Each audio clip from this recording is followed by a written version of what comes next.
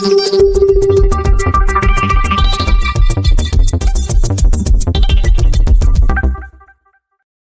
Kohli retires from T20 international cricket after a winning knock in the World Cup final. Virat Kohli announced his retirement from T20 international cricket on Saturday, signalling the end of yet another era for the Indian cricket. He expresses his intent to make way for the next generation. Kohli made the announcement after India's victory in a global tournament, which marked the country's first ICC tournament win in 11 years. The T20 international journey for Team India after today's iconic World Cup win will be devoid of two legends, Virat Kohli and coach Rahul Dravid. "This was my last T20 World Cup.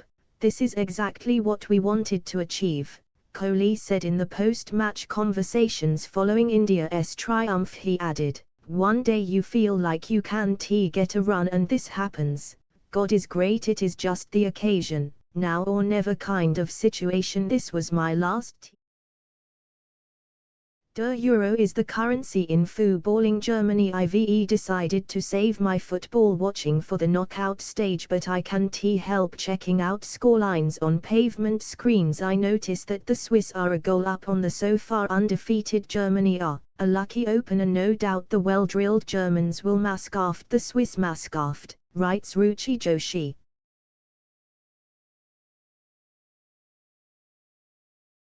A democracy where you can abuse a politician and not be jailed. The informal yet respectful dynamic between the public and politicians in Britain reflects a unique form of democracy. Unlike the VIP treatment in India, British politicians face direct questions and criticisms, fostering a more transparent and accountable political environment that ultimately strengthens the democratic process.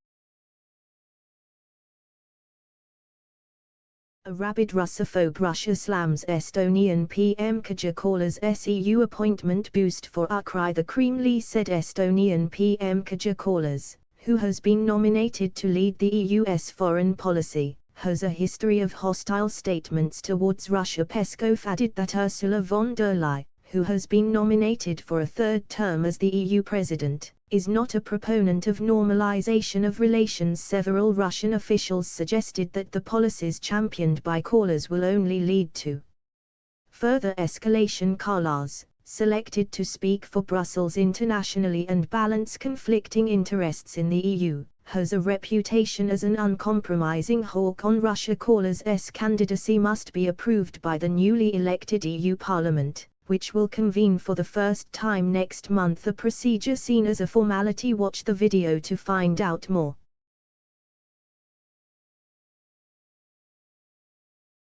Attack outside Israeli embassy in another European nation. Guard hit with crossbow. Serbia says a man was shot dead after he attacked a police officer guarding the Israeli embassy in Serbia on June 29. The Interior Ministry of Serbia said the attacker wounded the policeman with a crossbow. Serbia's Interior Minister Ivica Dačić said in a statement that the officer used a weapon in self-defense to shoot the attacker, who died as a result of his injuries. Israeli Foreign Ministry said today there was an attempted terrorist attack in the vicinity of the Israeli embassy in Belgrade.